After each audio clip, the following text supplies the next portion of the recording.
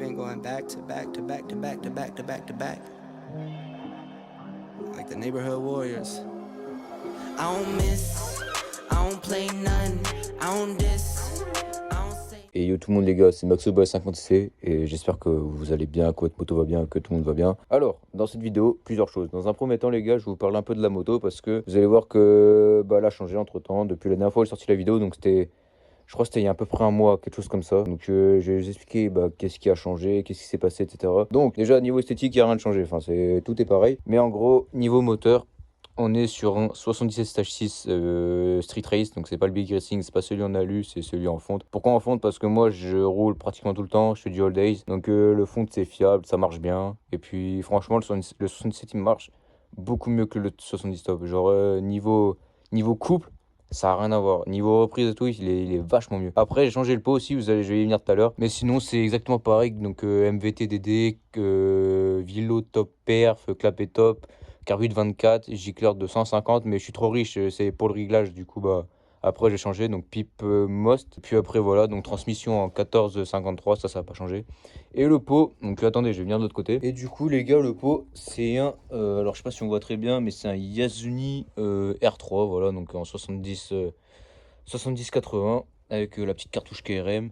Alors, faut savoir que vraiment le pot, je l'ai pas payé cher, hein. Genre, dites-vous, la cartouche plus le pot, enfin, j'ai tout eu d'occasion et sans les frais de port, j'en ai eu pour moins de 100 euros. Du coup, c'est impeccable. Et donc, on va venir à la partie mécanique. Donc, pourquoi il y a cette sortie? Qu'est-ce qu'on va faire dans cette vidéo? Donc, ça va être tout simplement au niveau de l'allumage. Alors, je l'ai enlevé, enfin, j'ai refait le calage la dernière fois. Et en fait, je vais vous reprendre une fois que j'aurai démonté, mais je vais vous expliquer parce que là, à expliquer comme ça, c'est un peu compliqué, mais c'est au niveau de la platine derrière. Enfin, il y a des bidules à faire et même, vous voyez que là, la moto était posée là.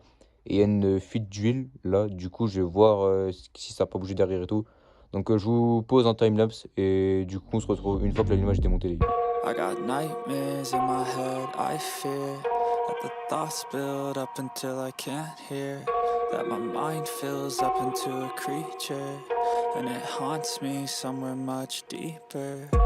Anxiety filling up every... Oh les gars, j'ai trop le seum parce qu'au moment où j'ai filmé avec mon téléphone pour faire l'accéléré, j'ai plus de stockage. Du coup, c'est une grosse galère, il va falloir que je gère ça. Donc en gros, j'ai résumé ce que j'ai fait. Donc ce que j'ai fait, c'est que j'ai enlevé le stator et j'ai enlevé le rotor avec l'outil là, c'est un arrache volant pour rotor interne. Donc ça, c'est fait. Et maintenant, on va passer du pourquoi, du comment j'ai démonté ça. Parce que tout simplement, au niveau de la platine, les gars, alors, jugez pas, c'est le gros chantier. Mais en gros, la platine tient qu'à une vis. Voilà, parce qu'en fait, sur les carters de moteur générique et tout, c'est pour les allumages, c'est une grosse merde. Et en gros, ce que j'avais fait, c'est que j'avais repercé là, dans le carter directement. Sauf que, évidemment, dans le carter, il y a l'huile. Donc ça avait fui, et du coup, j'ai mis de la pâte à joint. Enfin bref, j'ai fait une gitanerie un peu, parce que j'ai fait de la merde, et même j'avais essayé de repercer là. Sauf que, pareil, il y a eu de la merde. Enfin bref, c'est une grosse merde. Pour mettre un allumage sur tout ce qui est massage générique et tout, c'est une grosse merde. Enfin, faut être doué, on va dire. Et donc là, on va s'attaquer au principal sujet de la vidéo, ça va être comment remonter, comment caler et remonter du coup l'allumage. Alors, faut savoir qu'un allumage, en fait, il se cale par rapport à la course de la bielle. C'est-à-dire que là, la course de la bielle du vilebrequin, elle est de course 39, donc c'est course d'origine. Donc ça va être pour les petits kits. Et en gros, enfin, ça dépend en fait. Mais si vous avez une course qui est pas course d'origine, par exemple course 44, 45, etc., pour les 86, etc., là, le calage, il va se faire à 0,35. Donc en gros, là, ce que j'ai fait, c'est que j'ai refait que cette vis-là parce que l'autre, elle bloque le stator. Mais il faut que le stator, en fait, il puisse bouger. Afin que quand on va caler justement le rotor, que comme ça va peut-être pas être précis, que ça va mal s'aligner ou quoi, pour régler l'avance, il faut que le stator, il bouge. Genre comme ça, du coup, vous serrez pas complètement là et là. Et voilà, donc là, on va s'attaquer tout simplement au calage du rotor. Donc ça, j'ai tout vous expliqué. Donc je place les outils et on se retrouve après.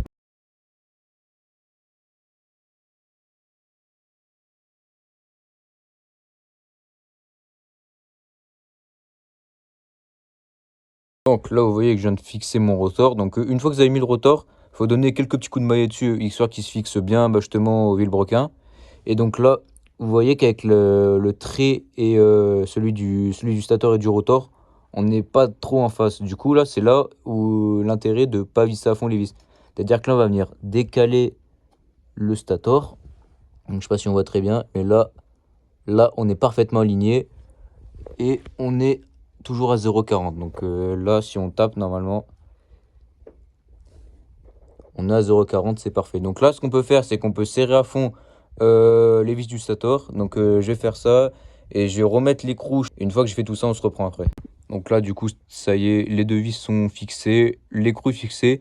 Et donc là, les gars, très important avant de justement la démarrer ou quoi, c'est de revérifier le calage. Parce qu'en fait, quand vous allez visser l'écrou, il se peut que le rotor il glisse, enfin il se décale. Donc ce que je vais faire, c'est que je vais revérifier le calage avec la pige et on va voir ensemble si c'est bon ou pas. Bon les gars, on est bien sur 0,40 et l'allumage est bien en phase. Bon, il est légèrement, enfin là, ce qu'on peut faire, c'est légèrement reculer. Mais là, grosso modo, il est en face, il n'y a pas de souci là-dessus. Donc ce que je vais faire, c'est que je vais ranger un peu tout mon bordel et puis on va procéder au démarrage, les gars. Bon les gars, on se retrouve pour le premier démarrage. Donc là, je ne l'ai pas encore démarré, elle est froide encore. Donc c'est parti, on va démarrer tout simplement. Donc l'allumage calé à 0,40, il n'a pas bougé, j'ai vérifié, tout va bien. Donc allez les gars, c'est parti. On va mettre le starter quand même parce qu'il fait pas très chaud, donc normalement.